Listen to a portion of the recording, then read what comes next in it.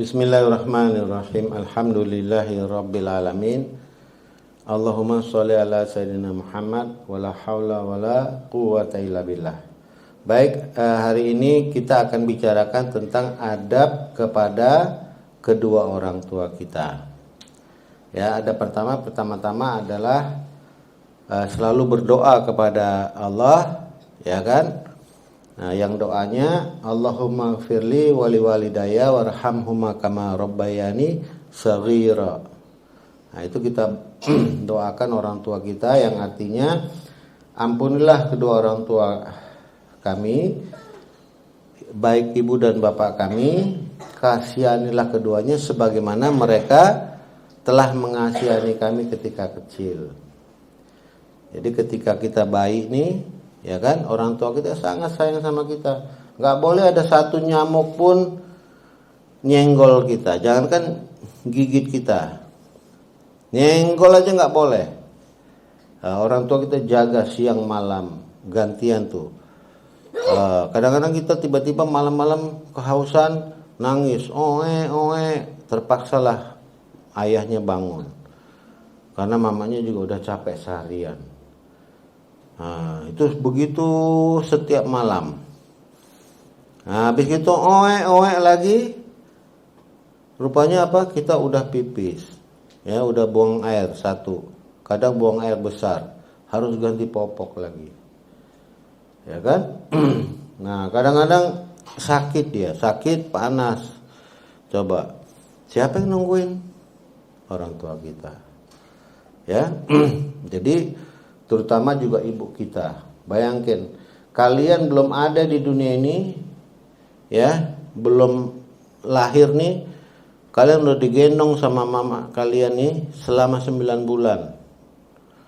Berat kalian misalnya di dalam perut ya, di dalam perut tuh misalnya beratnya 4 kilo. Nah, kalian bisa bayangin nggak, ya, 4 kilo itu isi kantong plastik dengan pasir sebesar 4 kilo. Nah, udah gitu kalian ikat di perut kalian tuh. Kalian bawa kemana-mana, tidur dibawa, makan, minum, kemana-mana dibawa tuh, 4 kilo tuh. Jangankan 9 bulan, 1 jam aja kalian gak sanggup. Kalian nenteng tas gitu aja tuh ya, sebentar kan udah harus ditaruh di bawah. Nah, ini 9 bulan mama kalian nih gendong kalian nih, kemana-mana harus dibawa. Ya, maka mereka udah mengasihani kita, ya, waktu kita kecil. Maka kita minta sama Allah supaya Allah kasihan sama orang tua kita, ya kan? Nah, ya, itu doanya. Dan kita harus selalu berkata lemah lembut sama orang tua kita. Nggak boleh kita bentak dia, ya kan, atau melotot kepada dia, ya, gitu. Ataupun kepada orang tua kita nih, kita berkata-kata kasar, apalagi kata-kata yang kotor. Ya, di dalam Quran bahkan dikatakan, hush, gitu aja tuh nggak boleh. Nah, ya, mengatakan hush, gitu aja nggak boleh. Gitu. Jadi berkata lemah lembut dan kita juga kepada kedua orang tua kita nih, cara berbicara kita nih itu tentunya berbeda dengan ketika kita bicara sama teman. Duduk kita, ya kan, sikap kita nih kepada kedua orang tua itu nggak sama dengan kepada teman-teman, ya kan. Nah, itu harus dibedakan. Dan kita selalu harus bersikap rendah hati kepada orang tua. Ya, walaupun kita pinternya kayak setan. Ya, lebih pintar dari setan kita bahkan. Tapi kita tetap tawadu. Seolah-olah kita nggak ngerti apa-apa. Ya. Iya ya, jadi ya kita harus selalu bersikap apa? Tawadu. Ya, kita harus bersikap rendah hati.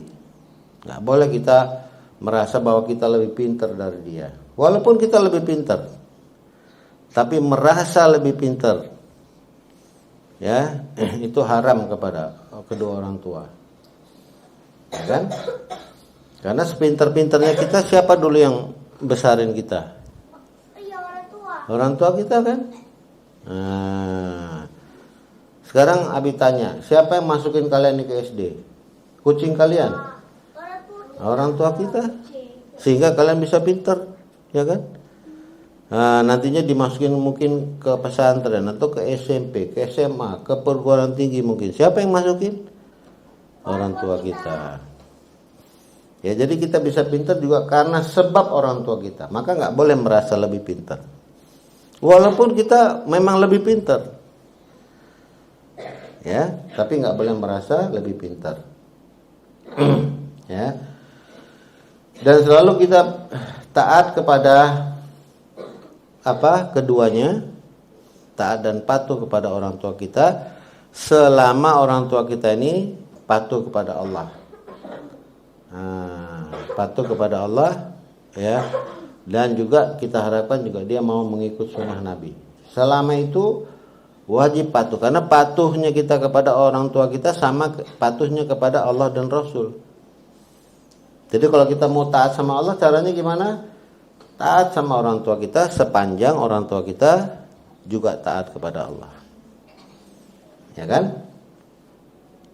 Dan ridhonya orang tua kita kepada kita nih, itu berarti Allah telah ridho kepada kita. Ya kan? Ridho itu orang tua kita nih telah rela, telah senang dengan diri kita nih. Orang tua kita nih kalau yang namanya ridho kepada anaknya, maka tentunya dia selalu juga dia doakan anaknya, ya kan? Hari-hari, ya, dia minta sama Allah, ya kan?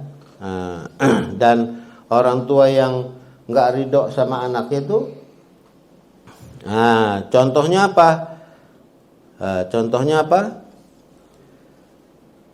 Nabi Nuh misalnya. Ya, Nabi Nuh ini awalnya karena anaknya nih, ya, selalu menentang dia, ya kan? Anaknya nggak patuh sama dia. Dia berusaha untuk selalu mendoakan anaknya agar anaknya mau masuk Islam. Suatu hari kita tahu kisahnya kan, banjir. Terus Nabi Nuh udah naik di kapal, anaknya dipanggil-panggil, "Mari nak, naik nak." Gitu, naik kapal karena hari ini nih, ya, nggak ada manusia pun yang selamat di dunia. Lalu anaknya merasa hebat, dia merasa, oh enggak, saya bisa selamat nih, saya nggak usah naik kapal kamu, saya naik gunung aja nih. Ya. Tapi kok kita mesti hidup? Ya, makanya dengerin dulu, kan belum selesai, Abi. Udah gitu banjir kan, udah gitu anaknya merasa bahwa enggak, saya juga bisa selamat. Saya bisa, walaupun enggak pakai naik kapal kamu, saya bisa selamat. Akhirnya dia naik ke gunung. Dia nggak tahu air tuh makin tinggi. Akhirnya gunung pun tenggelam. Terus dia tetap berdoa sama Allah, selamatin anak saya ya Allah. Apa kata Allah? Dia itu bukan anak kamu. Saya udah gak ridho sama dia. Maka mulai saat itu Nabi Nuh pun gak ridho kepada dia, gak suka lagi sama dia. Karena memang, ya, tadi dikatakan ridhonya orang tua itu adalah ridhonya Allah. Ridhonya Allah adalah ridho orang tua. Kalau orang tua kita senang sama kita, ya, maka itu berarti Allah juga senang sama kita. Tapi kalau orang tua kita nggak suka sama kita, berarti Allah juga nggak suka sama kita. Terus tadi ada pertanyaan, loh, kalau misalnya yang semua pada tenggelam tuh gimana kok kita selamat, ya kan? Coba tadi yang tanya tadi siapa? Ya kan? Ya kan, yang naik di kapalnya Nabi Nuh itu ya adalah orang-orang yang selamat. Ya kan? Iya, keturunan siapa lagi? Kita kan keturunan Adam. Ya kan? Keturunan para nabi-nabi sebenarnya. Ya kan? Cuman karena manusia ini kan hidupnya sampai ratusan tahun, ribuan tahun, ya akhirnya sudah terpisah-pisah. Udah enggak dekat lagi. Manusia sudah bersuku-suku, ya. Udah enggak satu keluarga lagi. Nah, tapi Allah katakan innamal mu'minuna ikhwatun. Sesungguhnya orang-orang beriman ini kalau imannya sama, dia bersaudara. Jadi walaupun kita udah jauh, sebenarnya ini dulu nih kita bersaudara. Ini kan kita anak-anak keturunannya Nabi Adam semua nih. Tapi karena dipisahkan oleh zaman, dipisahkan waktu, ya kan? Maka kita udah jauh. Nah, tapi dalam perjalanannya Allah juga utus nabi-nabinya untuk ngajarin kita agama, punya iman yang sama, amal yang sama. Maka Allah katakan innamal mu'minuna ikhwatu. Sesungguhnya orang yang sama imannya nih, seiman, maka dia sesungguhnya telah bersaudara. Ya, jadi kita ini bersaudara sebenarnya. Setelah itu yang terakhir, ya sebenarnya masih banyak lagi adab-adabnya.